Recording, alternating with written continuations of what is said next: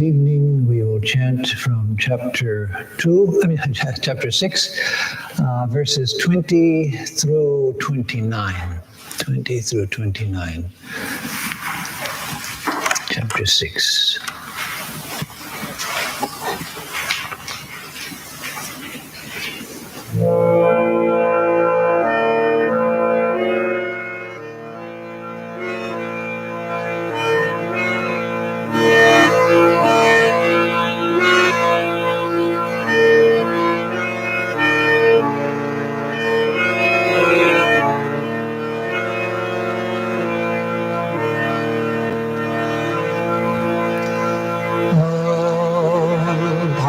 Bharataya pratibodhikam bhagavata narayanena swayam vyasena gratitam purana munina madhye mahabharatam advaitam ritavarshinim Bhagavatim Ashtadashadhyayinim Amba Tvam Anusandadhami Bhagavad Gita Bhavadveshinim Vasudeva Sutan Devam Kamsachanuramardanam Devaki Paramanandam Krishnam Vande Jagadgurum Mukam Karoti Vachalam Pangum Langayate Girim Yat Kripatamaham Vande Paramananda Madhavam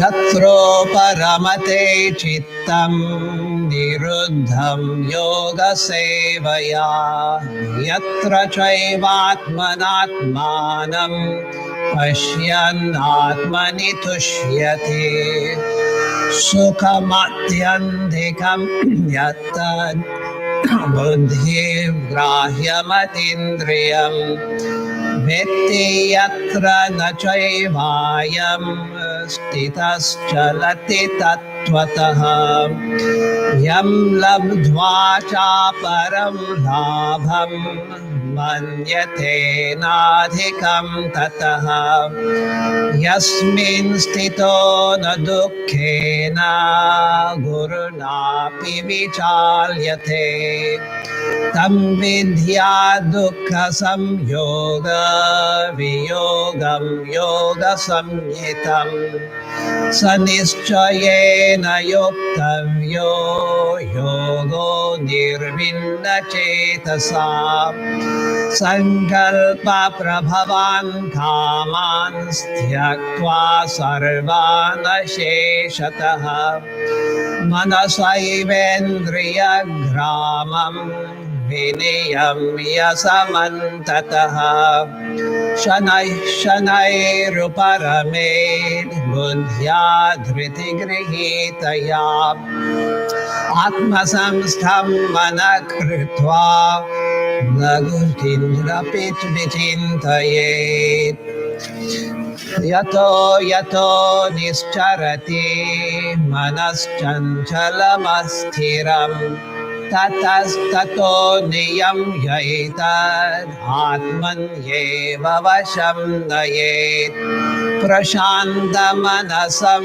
hyenam yoginam sukhamuttamam upaiti shantarajasam brahma bhutamakalmasham yunjandevam sadatmanam yogi vigata kalmashaha sukhena brahma samsparsham atyantam sukhamashnute sarvabhutasthamaatmanam sarvabhutani chatmani ikshate yoga yuktatma sarvatra samadarshinaha.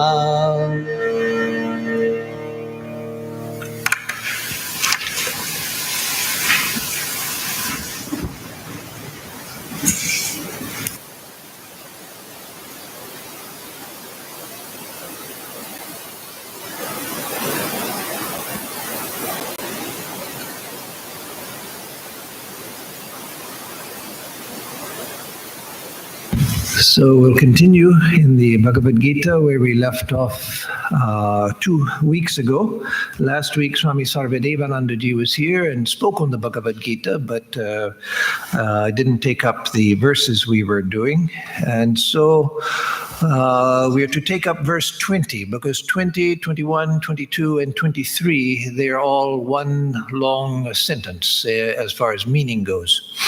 And so the last verse we did was verse 19, which is a very famous verse and one that's good to remember, one to keep in mind, this image, the image of meditation. So again, the first 9 verses of this chapter dealt with, or deal with, because the Gita is a living document, it's still alive. So it deals, the first 9 verses deal with karma yoga, the ideal of karma yoga, the state of a karma yogi. And that leads naturally to the 10th verse where the subject of meditation begins. Because as Sri Krishna says, once one has attained to clarity of mind, then the mind should be, the emphasis should be on the direct control of the mind. And so then he launches into the topic of meditation, which is the topic for the remainder. This way? Okay. Which is the topic for the remainder of the chapter. Verse 19, which we finished last time, says, Yathadipo nivathasto nengate sopama smrita. That this is the simile of the mind, where the mind is like a flame in a windless place, which nengate, no ingate, it doesn't waver. So like the mind in a windless place, or like a flame in a windless place, as it doesn't flicker, sopama smrita, such is the simile for the mind. What kind of mind? Yogino yatachittasya, of the yogi, of the yogi's mind, of the yogi who has controlled his mind. Yunjato yogam atmanaha, yunjato yogam, practicing yoga. Of his mind, the simile is like a flame in a windless place. So then he goes on with verse 20, where we take up for to this evening. Yatro paramate chittam niruddham yoga sevaya yatra chaivatmanatmanam pashyannatmani tushyati. So yatra chittam niruddham chittam yoga sevaya uparamate is the first line of the verse, which says that where the controlled mind, niruddham chittam, the mind which is controlled, yoga sevaya, by the practice of yoga, yoga sevaya, by the service of yoga, which means by the practice of yoga. So where the mind is controlled by the, where the controlled mind by the practice of yoga, uparamate, is stopped. The mind is stopped. I'll come back to that, what it means when the mind is stopped. Where through the practice of yoga, the fully controlled mind becomes free from modifications, it says here. But literally it means where the mind is stopped through the practice of yoga. Yatra cha eva atmana atmanam pashyan atmani tushyati. And where one sees the self by the mind, and one is atmani tushyati, and one becomes pleased in the self alone. So for a running translation, where through the practice of yoga, the fully controlled mind is stopped, and where seeing the self with the mind, it literally means, or it literally says, where one sees the self by the self. But again, as I've explained in other classes, in the Vedas, Upanishads, and the Gita, Atma just means self. And it can mean the body, when we think of this is who I am, this body, or the mind, the mental self, or the real self, the Atman. And so here, when one sees the self by the self, it means when one sees the self by the mind. and one is pleased in the self alone, and one remains contented in the self alone. So these, again, this is a continuing sentence. The sentence isn't finished yet. Where one's mind has stopped, and where one is pleased in the self alone, with all of the adjuncts and subordinate phrases. So, well, let me come to the verse 23, which completes the sentence, and then I'll come back and deal with the ideas contained here, because this is very deep and significant ideas. So 21 says, Sukhamatyantikam yattad buddhigrahyamatindrayam vetti yatra nachaivayam stithas chalati tattvataha. So sukhamatyantikam, yattad sukhamatyantikam, and where the absolute happiness, atyantikam, there's nothing greater, no greater, it's the most high, the highest, the transcendent happiness. Sukhamatyantikam, buddhigrahyam, which is attained by the buddhi, the highest part of the mind. That's also significant. We'll come back to that. Atindriyam, which is beyond the senses, and yet which is grasped by the buddhi. Vetti yatra vetti nachaivayam stitas chalati tattvataha, and where cha eva ayam, and where one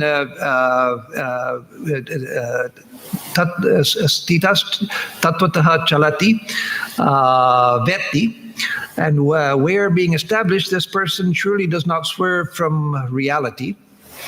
And where being established, the person surely does not swerve from reality. Tattvataha na chalati. The running translation is where one experiences that absolute bliss which can be intuited by the intellect and which is beyond the senses, and where being established this person surely does not swerve from reality. And then it goes on again. I'll come back to all of these.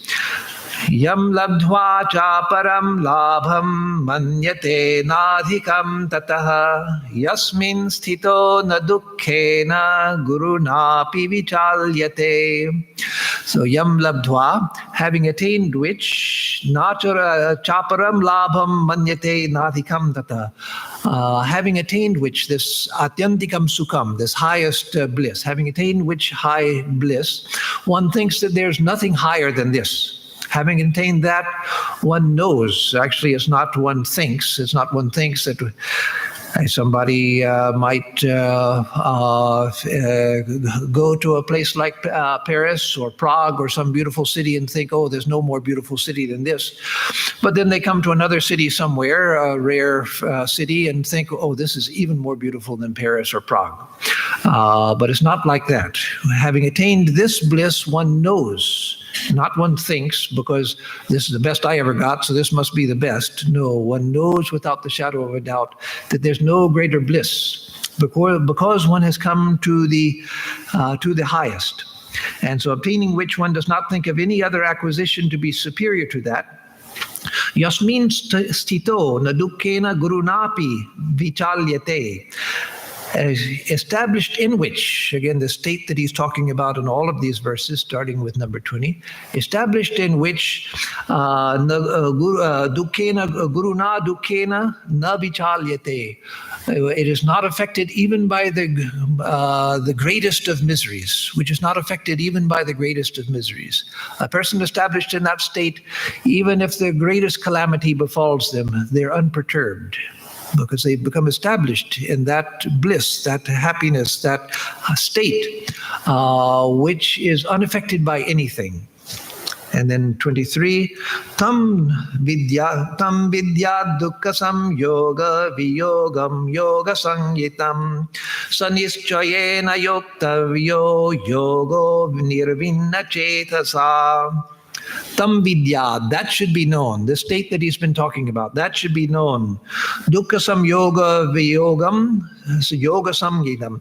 That state which is dukkha samyoga viyogam, which is the separation from contact with all misery.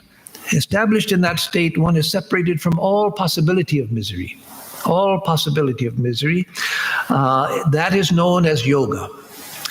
That state, which is yoga and viyoga, are opposites. Yoga means union and viyoga means separation. So here there's a paradox. It's saying that is known as yoga, which is the separation. So that is known as union, which is separation. That is known as union, which is the separation from the very possibility of misery.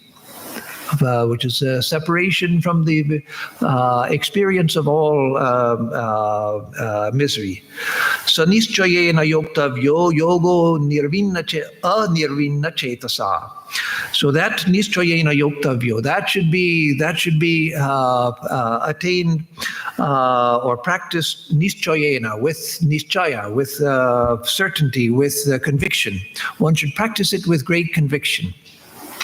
That yoga, which is that yoga, and it should be practiced nirvinna chetasa, with a mind which is not despondent, a mind which doesn't lapse into despondency. That is, a mind which pursues it again and again and again without tiring, because it knows that is the end of all misery.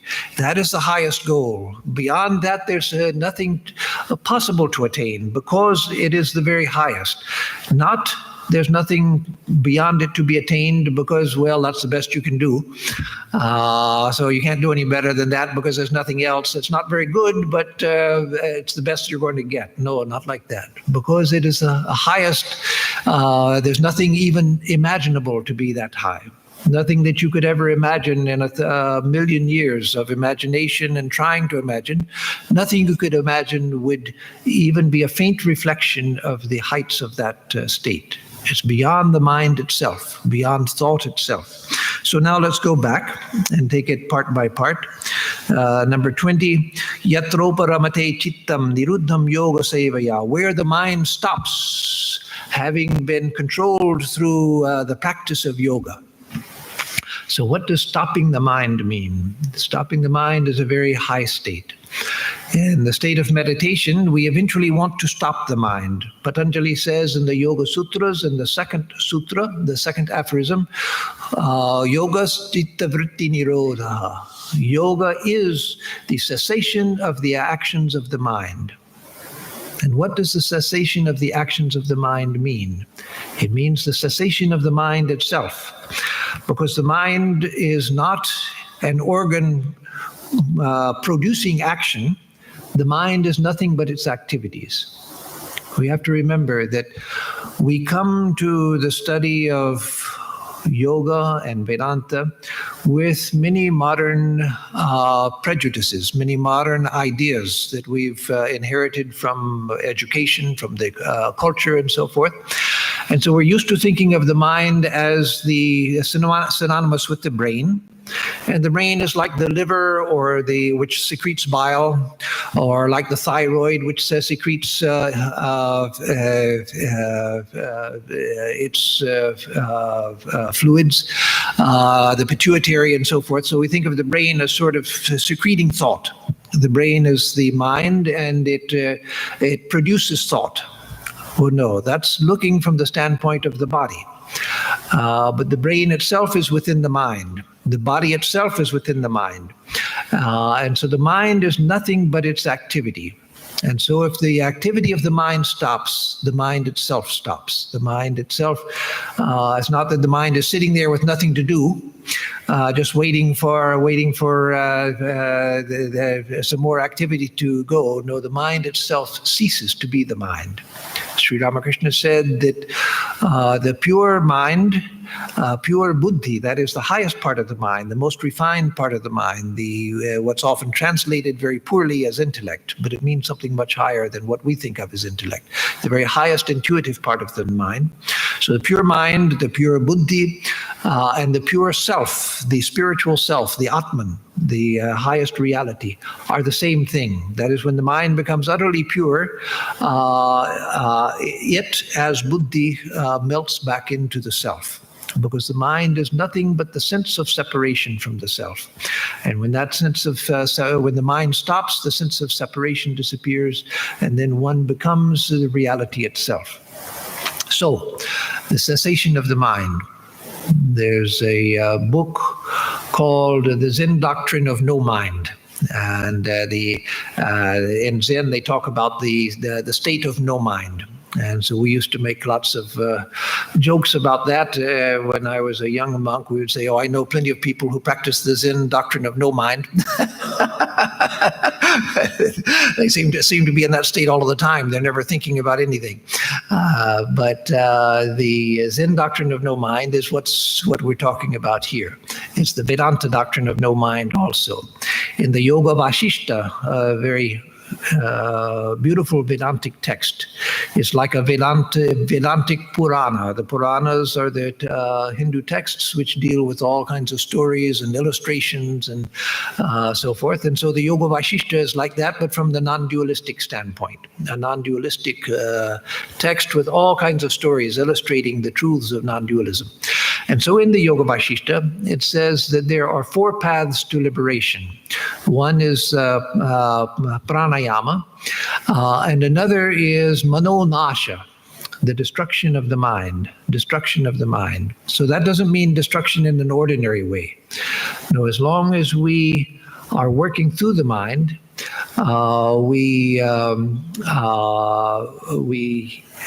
have to take care of the mind, because it's through the mind that I know everything, through the mind that I experience everything.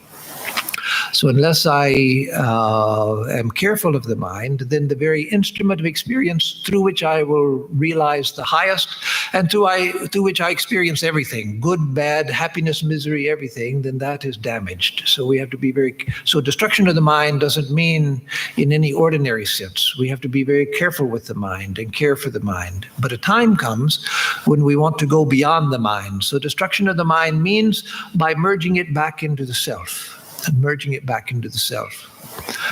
Once in ancient times, there was a great king who was also a great yogi.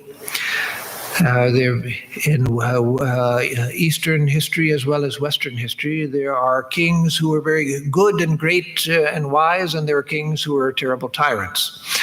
Anyone with the power of a king, of course, there's always the tendency to abuse so much power. But there have been great kings, and so there was one such. In fact, even in what in India would be considered relatively modern history, that is only about 7 or 8 centuries ago, there was Bhoja Raja. I forget, maybe it was 15th century or something, not so long ago. But Bhoja Raja, he wrote one of the great commentaries on the Yoga Sutras, and he was a king. So, in ancient times, there was such a great king who was also a spiritual aspirant and wanted to practice yoga and to realize the highest. And so he put out word that he was looking for a teacher who could lead him to the heights of yoga. And so he would take a teacher and practice. And after some years of practice, he found that he would come to a point and he couldn't get further, and he'd take another teacher. So he practiced mantras and he practiced yantras, geometrical meditation on geometrical designs. He practiced worship. He practiced non-dualistic meditations, all types of yogic meditations, all types of meditation he practiced. But he wasn't getting to the heights that he knew were attainable. So after trying for so many years, so many different methods, he was becoming frustrated. And yet he knew that there must be a way to get there. And so it's in the story, it's said that Shiva, who is Yogeshwara, the Lord of yogis, and also Yogeshwara, the Lord of yoga itself. He's the Lord of yoga and the Lord of yogis. He took compassion on the king and saw the king's sincerity and saw that he was trying everything, and yet he couldn't get to the end of his path. So one evening when the king was out in his garden, the king was an avid gardener, and so he was trimming one of his flower plants in order to produce larger and more beautiful blossoms.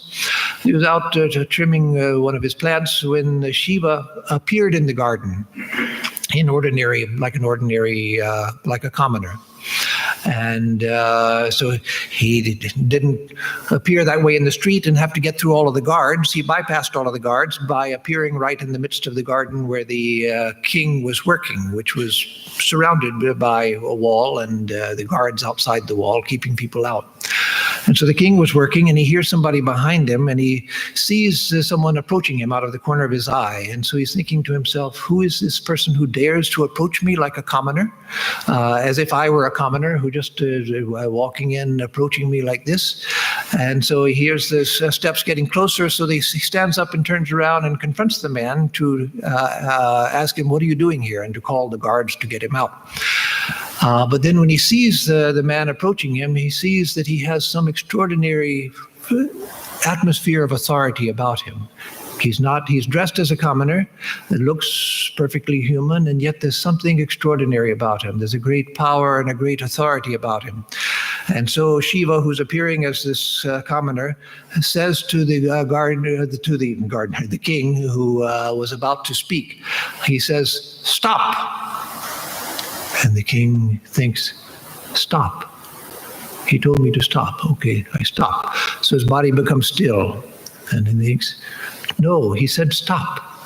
And so his prana became stilled. I said, "But he said stop." And his mind became stilled. And then his mind merged into the self, and he realized the self itself. Just through that word, stop. Why? Because he was ready through all of his practice. He had come to the point where all he needed was the final instruction of God himself. Stop. And everything stopped. And when everything stopped, then he realized the self. So that is the type of stopping which Sri Krishna is talking about here. When the mind stops. We can't do that for a long time. What we have to do in meditation is to have a focus of meditation, a focal point. And we fix the mind on that focal point. Because the mind in its present state, if you try to make it blank, if you try to just sit here and make the mind blank and make it stop, what you do is you fall asleep. Because that's what the mind identifies as inactivity now. When the mind is inactive, it just falls asleep. So we shouldn't try to make the mind a blank. Many people misunderstand that meditation means making the mind a blank. No, don't make the mind a blank. That's a very, very high state of meditation, which can only be done when the mind has attained to a relatively high state. Then one can practice virama, stopping the mind.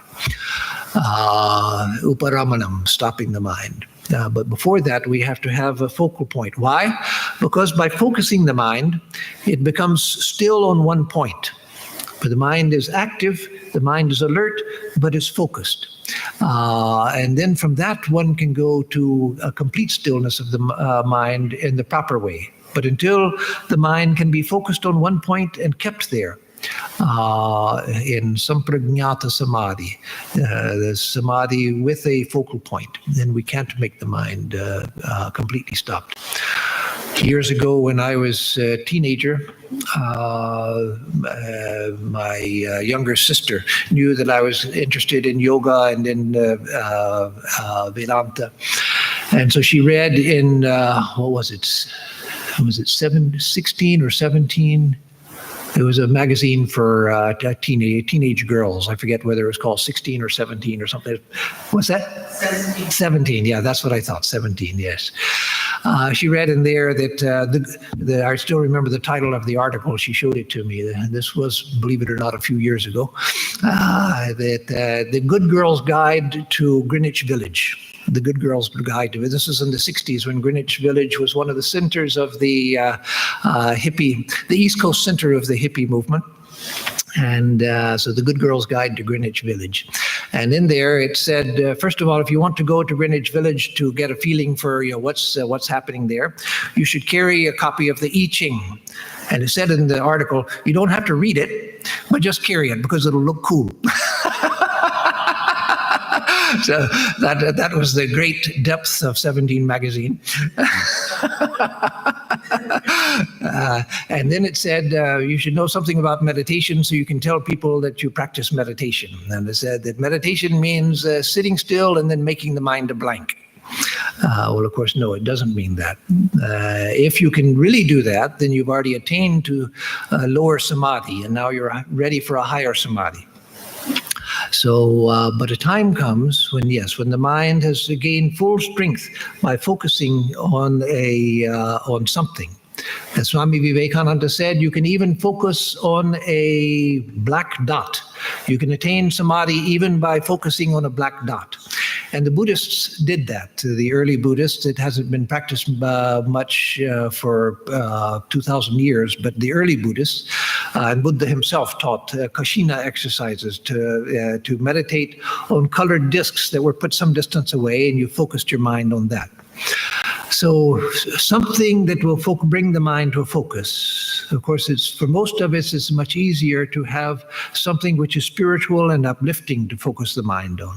And that's why one meditates on a deity, on a mantra, on a symbol, something, because it not only focuses the mind, but it purifies the heart by thinking of it. But whatever, one begins with that. But then when that has been mastered, then one can begin the silencing of the mind. So Sri Krishna is talking of that here, where through the practice of yoga, the fully controlled mind, that is the mind which has already become fully controlled, becomes free from modifications, where it stops. And where seeing the self with the mind, one remains contented in the self itself. That is where one becomes Atma Rama. One becomes the delighter in the self, where the mind is contented with the self alone. That doesn't mean like Sunday afternoon, you're taking a nap and you feel, well, I don't have anything to do. It feels good just to sit here and just to relax and to take a nap. Well, yeah, that's good. All of us do that sometimes. Nothing wrong with it. But that's not what it's talking about. Not where you're just sort of, well, yeah, I don't feel any strong desire to do anything. Don't need to go out. I've got time. Let me just sit here and be still and quiet. Well, that's good. Nothing wrong with it. But that's not what he's talking about. He's talking about where the mind is fully absorbed in the self, the higher self, where one realizes where that has become the object of one's desire and the object of one's delight. If we meditate in the heart on a deity, if, say, we meditate on Sri Ramakrishna or Holy Mother or any other divine form within the heart, we're delighting in the self, because that deity has taken the form of the higher self. It is the higher self in the form of a Sri Ramakrishna, a Jesus, a Buddha, a Holy Mother, a Durga, Kali, Shiva, Krishna, Rama, etc. That is the form of the higher self. And we meditate in the heart because that is the seat of the sense of self. And so we meditate on that. But eventually we go even beyond the form, even beyond the personality, into the infinite reality of the self. And so then we begin to delight in that. But even if we're delighting in the form of the deity, and in the presence of the deity within the heart, we're delighting in the self. It is Atmani Tushyati, one who delights in the self alone. So the mind stops when it's completely satisfied, when it realizes there's nothing to be gained by any activity, nothing to be gained through any experience. From the time we're born, we're hungry for experience. We want to go out, we want to see things, we want to experience things, we want to taste things, we want to touch things, we want to listen to things.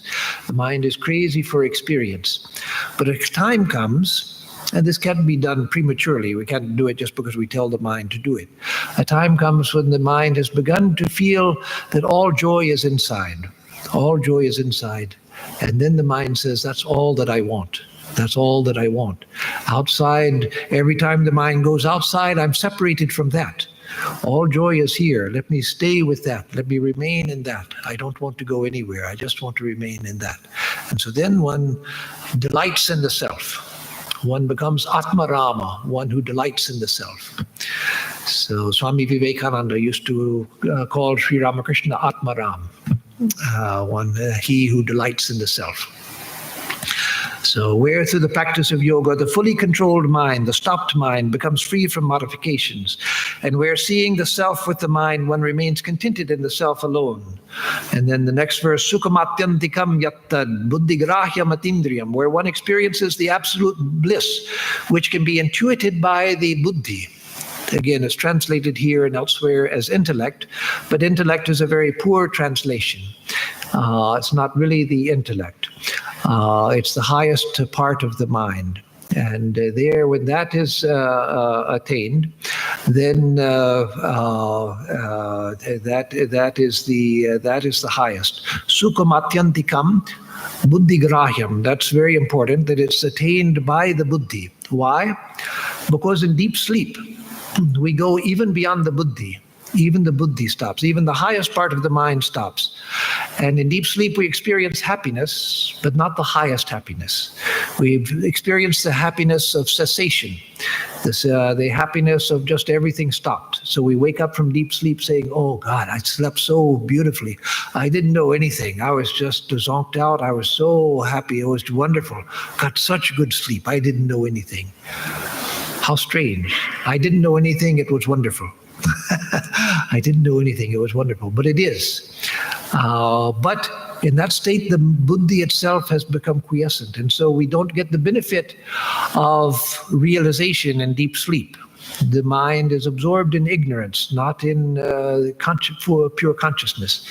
And so the buddhi has to be present. The highest part of the mind has to take the form of the Atman, and then it merges into the Atman when it takes the form of the Atman.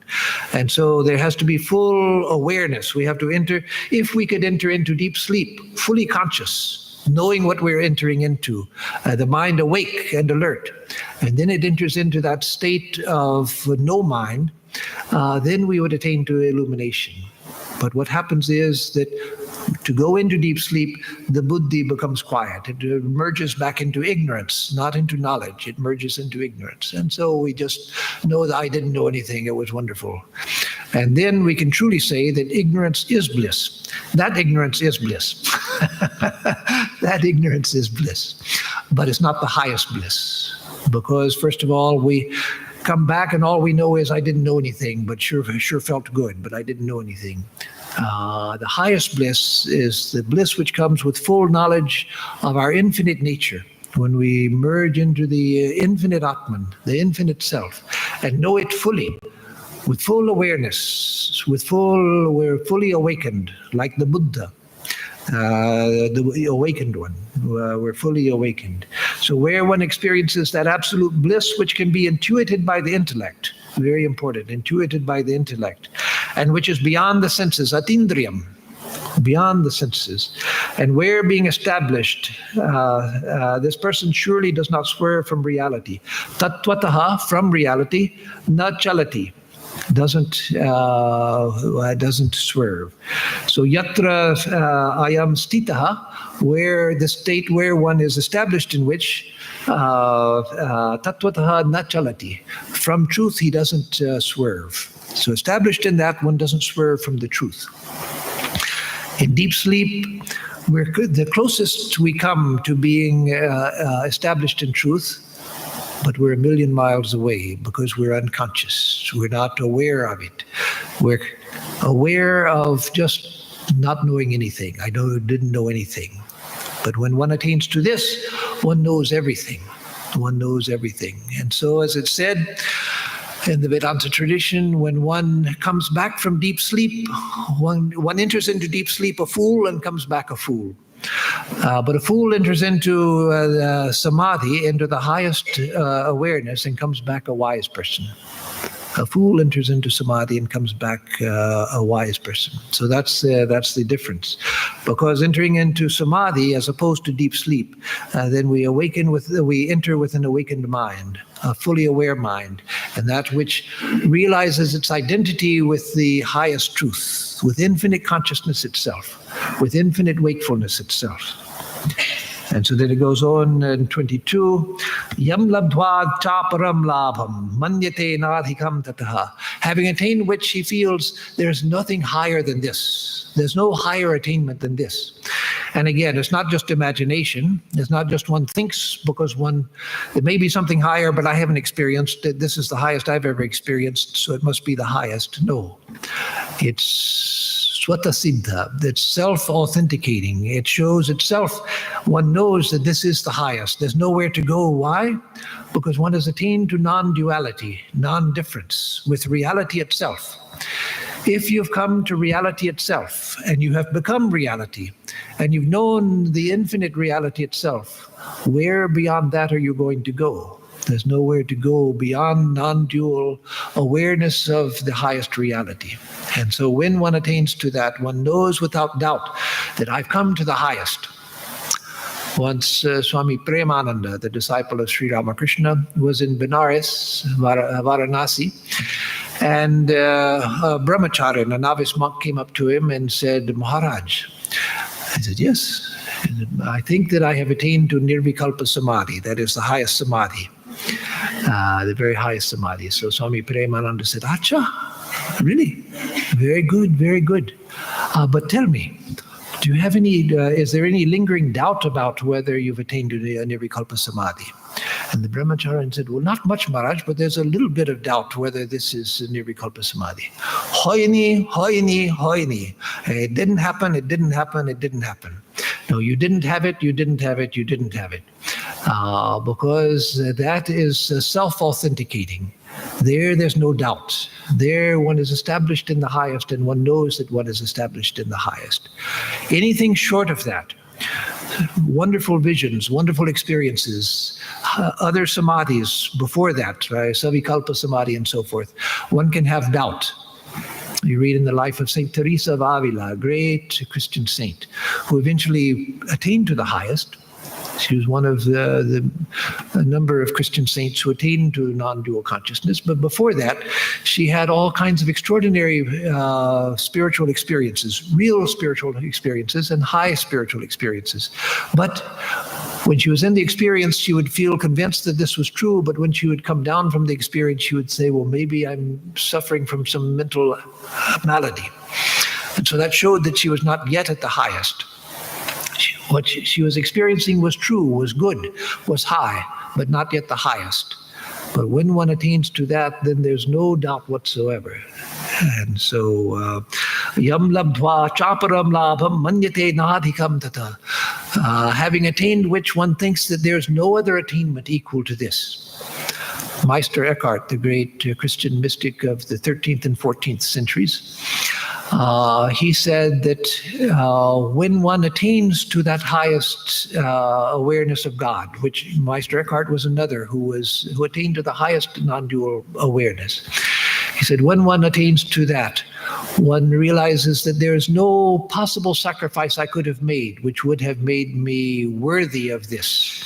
That this is such a high experience that no sacrifice I could have made would have been sufficient to merit this.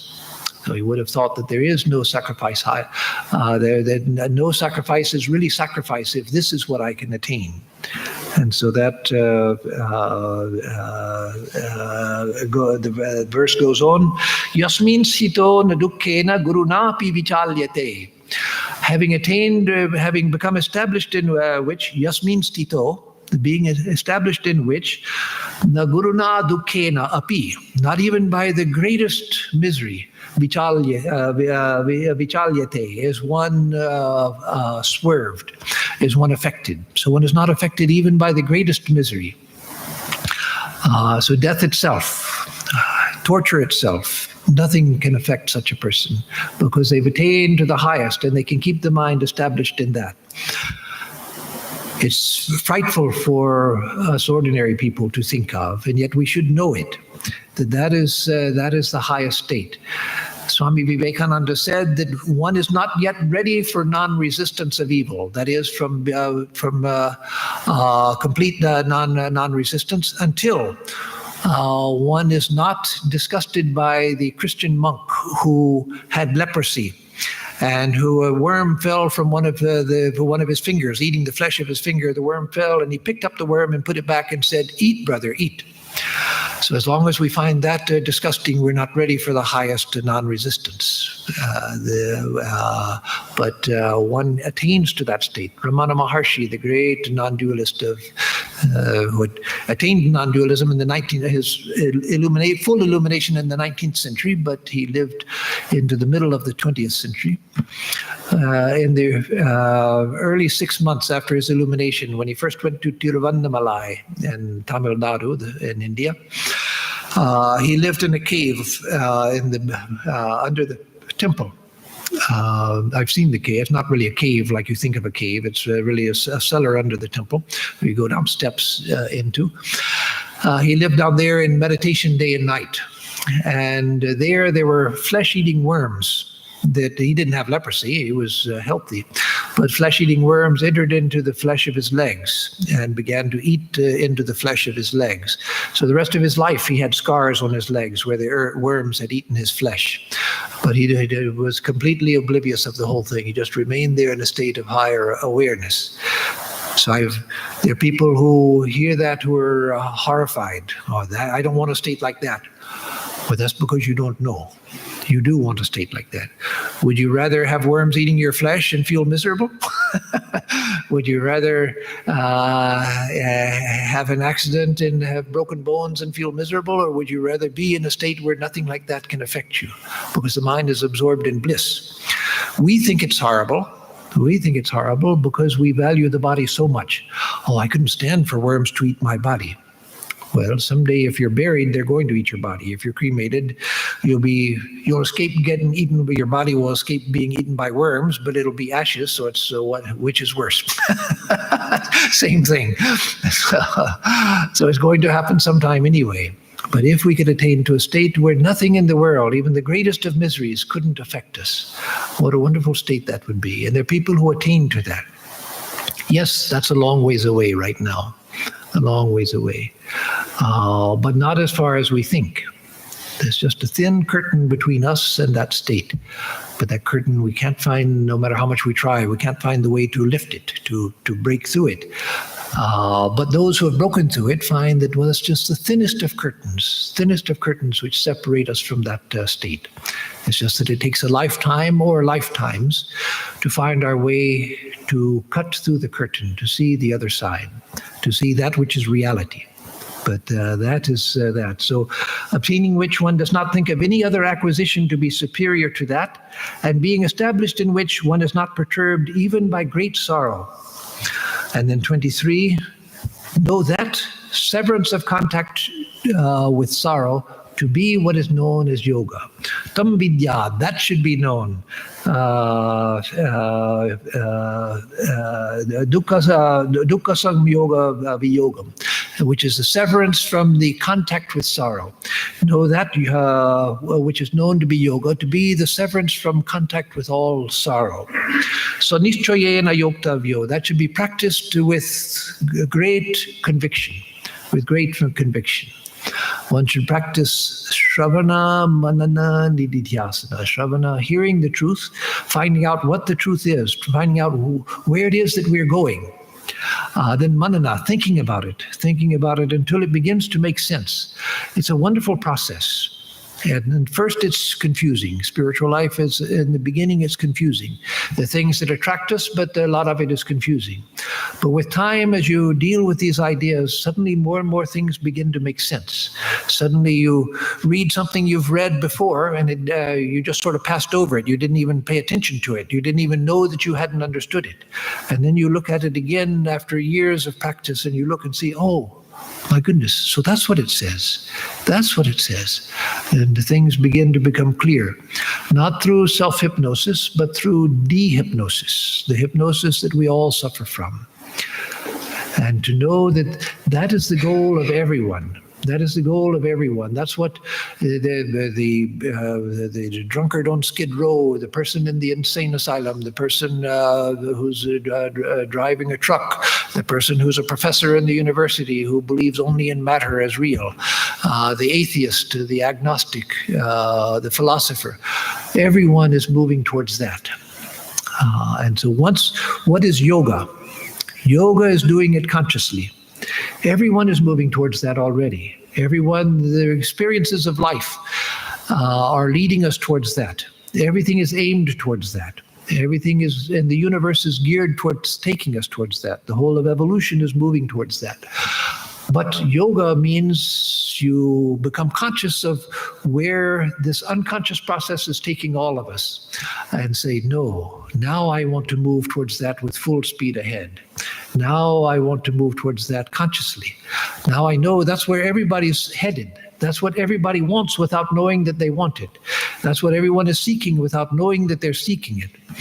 That's what everyone is trying to find without knowing that they're trying to find it. So now I see. Now I want to move consciously towards that. So I become a yogi. I follow the path of yoga. I want to attain to that. So know that severance of contact with sorrow is to be what is called yoga. That yoga has to be practiced with conviction and with a non-despondent heart. Anirvinna cetasa. Cetasa with a mind. Anirvinna. Mind which is not despondent. So with a mind which is not despondent. So that comes with time. That also we don't get just because we think, well, I think I'd like to have that, so I think I'll have it. No, we try, we take up the spiritual life, and after some time we think, gosh, I'm not getting anywhere. What's the use? And sometimes we think, well, I'm worse than I was before. Oh, no, you're not worse than you were before. What's happened is that you're more conscious of what's going on in your mind. Before you weren't conscious of it, and so you felt, oh, I'm fine. And now suddenly you're conscious of what's going on in the mind, and you think, I'm not so fine. But that's the only difference, is that you're becoming more conscious of your actual state. And so you think, oh, I'm worse than I was before. No, before you were just sort of floating along on the surface of life, thinking that you were fine when you weren't fine. You came to spiritual life because somehow you knew that you weren't fine. Now you've begun to see what your actual condition is, and you feel even worse because you've become aware of what your condition is. No, that's a good sign. That's a good sign. That's a sign that you're making progress. So going backwards is no solution. You came to spiritual life because you wanted to go forward, because that ordinary life was not sufficient. Through the course of lifetimes, you had come to the point where you felt that, no, ordinary life is not enough. There are not enough answers here. There are not enough solutions here. There's not enough promise here. That here I can see that there's no end but death. And yes, happiness, little happiness is along the way, but that's not enough anymore. I want something more. There has to be something more. So I come to spiritual life because of that, because I've seen the insufficiency of ordinary life. So when you find after some time that the mind seems difficult to control and the spiritual life seems to be difficult, the answer is, the solution is not to go back, because you're not solving anything. You're going back to where you came from, which you already knew was insufficient. So the only way forward is forward. The only way forward is forward, to know that, no, I want something more. I want something which is permanent. I want something which gives the promise of the solution to the problems of life. And once we realize that there is no other solution to the problems of life, we're trying to solve the problems of life from the time we're born. That's why the baby reaches to its mother to suckle, to solve its problem of hunger. We're constantly trying to solve the problems of life from the time we're born, and probably even before we're born, we're trying. But we finally understand that everything I've been doing to solve the problems of life, trying to solve this problem, trying to solve that problem, trying to get beyond this obstacle, I'm just solving little things for 10 more problems to rise up. I'm not solving anything permanently. I'm just sort of getting debris out of an endless path where the path goes on forever, and there's endless debris to get out of the way. So where's the end to all of this? So the end is by transcending the whole thing. The end is when we realize that, no, there is a way out of this. As the Buddha said in the Four Noble Truths, there is suffering. Suffering is a reality of life. We have to face it. There's a cause of suffering. Suffering has a cause. And there is an end to suffering. There is an end to it. And there's a path. The fourth is there is a path leading to the end of it. And so, yes, there are the problems of life. There are the cause to the problems of life, because there's a cause to the problems of life, which is my ignorance of the highest truth. Then there's an end to that misery of life. And there's a way leading to the end of that misery. And so let me find that path. Let me find the path. Yes, it's difficult, no doubt. But ordinary life is difficult. Ordinary life is difficult. Does anyone find life easy? No. I found people who told me that they found life easy. Once a woman came to me, a Vedantan in another city, told me that, Swami, you said in the talk, this was years ago, this was back in the mid-'80s, Swami, you said in your talk that oftentimes it's because of some shock that we receive in life that we turn towards spiritual life. But I've never had anything like that. My life is fine. I'm happy, I'm satisfied, everything is fine. So what about people like me? Well, as I told her then, well, if your life is fine, then that's fine. That's good. Go ahead with it. But there must be some reason why you want a spiritual life. I said, well, I just enjoy it. I just enjoy it. No, I didn't. I wasn't in a position. It wasn't my place to pop her bubble. But her life wasn't fine. It wasn't fine, and I knew it wasn't fine. But she was convinced that it was fine. That's just because she had convinced herself. She was rich. She was beautiful. She had a devoted husband, lots and lots of money. Everything was going her way, and so she thought she was fine. No, she wasn't fine. Wasn't fine at all. None of us are fine. There is suffering in life, and so we have to face that. But there's a way out of it, and that is what we want to find. And so let me stop here for tonight. Next time we'll start on verse 24. But these verses are very, very deep. They talk about the depths of spiritual life. So even if we're not there, it's sometimes useful to know, again, where we're going, because if we know what the goal of is, then our steps become more meaningful. So I'm going to ask if there are any questions, and I have some questions that came from the internet too, but these questions pertain to much earlier classes, because there are a number of people who watch this class on the internet, either live streamed or on YouTube, stored for later viewing. And so someone has written a number of questions. So first let me ask if there are questions here. So Partha I saw first, and then Jayanta. Maharaj, in the verses 20 to 23, which you covered, it talks about the ultimate state, right? Yes. But, very rarely, as you have said, people reach that state. But the journey itself to go there is worthwhile, right? Yes. So that's my question, because it looked like, and in physics you say it's a continuum or a quantum, and the continuum or the continuous path is okay to follow, even if you don't reach it. Yes, that's kind of the question. The continuum and the quantum leap, both are true here. As so often is the case. Both are true. That is, spiritual life is a continuum, a continual approximation, a calculus of approaching the limit of infinity. So we're getting closer and closer. But when we get there, there's a quantum leap. But the process is a continuum, a gradual process. So you find in Buddhism as well as in Vedanta, there's an argument between those of instant attainment and those of gradual attainment. Well, there's no debate between the two. Both are true. The path is gradual, but when we get to the end, the final attainment is a quantum leap. Then we are separate. Then we've attained something which transcends everything that we could possibly know or imagine. It's beyond everything imaginable.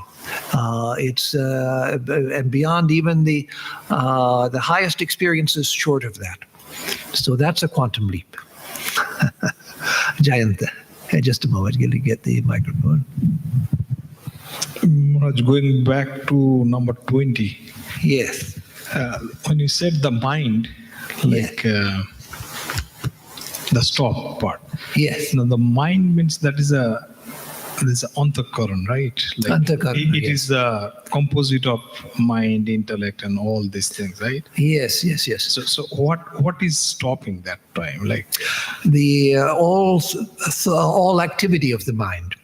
So the mind, as you point out, it's a complex. It has 4 different parts, but actually the mind is one, but it has 4 different functions. Sometimes it functions as manas, that is sankalpa vikalpatmaka. It thinks about things. It considers what we call nowadays in the modern world, what we call intellect, is actually an educated function of the manas. The manas, the lower part of the mind, is that which questions, which doubts, which inquires, which looks into, and so forth. That's the manas. And the chitta is the part of the mind which is the repository of memory. The ahamkara, that which gives the sense of I am this person, and I'm the one who's thinking these thoughts. It takes the sense of I am, which belongs to consciousness, and attaches it to other things. And then the buddhi, which is the highest part of the mind, which gives certain knowledge. Oh, I know this. I understood. That's what it is. That's the function of buddhi. When we say, aha, oh, now I see. We're working, even as kids, working on a problem in arithmetic, and suddenly we see the solution. At first we're not sure what to do, and then suddenly we see the solution. That's what it is. So that's the buddhi functioning. Or when I know anything for certain, that's buddhi. So all of these are different functions of the mind, but when all of the functions of the mind stop, when there's no thought, no perception is registering through the senses, no thinking is registering, no emotions are arising, no images are coming, no memories are coming, all the functioning of the mind has stopped, and the consciousness just becomes completely quiet. Then the mind merges into the self, because the mind is nothing but its activity, and when there's no activity, the mind itself stops. So we don't have to stop the mind. What we have to do is to control the activity of the mind, and through that the mind itself stops. When there's no activity in the mind has stopped. So we can't do that directly. We can't just say, okay, I'm going to stop the mind. What we try to do is to bring the mind to a concentrated, focused state, ekagra, focused state, one-pointed state. Then from that we can go to a stop state. That's what Sri Ramakrishna did under the tutelage of his guru Totapuri, his non-dualistic guru Totapuri. When Totapuri told him to concentrate his mind, and Sri Ramakrishna was an uttama adhikari, the highest, aspirant of the highest fitness, and so he would attain to that consciousness and that awareness of the Divine Mother, where the Divine Mother would appear to him, and he would become absorbed in the Divine Mother. And so every time the Totapuri told him to make your mind formless, to stop the mind, he would come back and say, I couldn't. I came to a point where I was absorbed in the wondrous beauty of the Divine Mother, and I stayed there. So then Totapuri took the piece of glass and pressed it here and said, meditate on that pain. So then Sri Ramakrishna said that he focused his mind, and he came to savikalpa samadhi, that is absorption in the Divine Mother. But then he took the sword of discrimination and cut through the form of the Divine Mother and entered into nirvikalpa samadhi. That is, what he was doing was stopping all of the activity of the mind, even that highest, most blessed activity of the mind, which was giving him the realization of the Divine Mother, God with qualities. And then he plunged into nirvikalpa samadhi. And just an associated question, what happened to the consciousness that time? Then consciousness becomes established in itself. Consciousness is only borrowed by or reflected in the mind. In the West, when we say consciousness, we mean conscious processes of the mind. But that's not what the Vedanta means by consciousness. Vedanta means by consciousness the light which illumines everything else, which can never be the unseen seer of everything, the unseen perceiver of everything. And so when the mind has stopped, then consciousness is free. Then consciousness realizes itself to be infinite and unrestricted by anything. We're in a low state now where we have to think. That's our problem, that we have to think. Now, there's a much lower state of non-thinking that's an unconscious state that we don't want. That's why I said we have to protect the mind, because the mind is the instrument of our experience now, and it's only through the mind we can know anything. But a time comes when we realize that thinking is a low state, that I bemoan the fact that I have to think. I should be knowledge itself. I should be awareness itself. I should be truth itself. No need to think about it. No need to consider it. No need to go through logical syllogisms and so forth. Just I am. The truth itself. The true, non-dual truth itself. Thinking is a much lower state. Okay, so we'll stop here. I didn't get to the questions I had printed out, which is okay, because I wanted to give primacy to questions pertaining to what we're studying now, because these go back all the way to the second chapter. But sometime I'll try to get to those. So let me give a closing chant and then announcements. Om Purnamada Purnamidam Purnat Purnamudachyate Purnasya Purnamadaya Purnamevavashishyate. Om Shanti Shanti Shanti. Harihi Om Tat Sat. That infinite reality is full, perfect, and complete. This relative universe is full, perfect, and complete. From out of the fullness of that, this fullness has come, and yet that reality remains ever the same. Oh, peace, peace, peace be unto us all.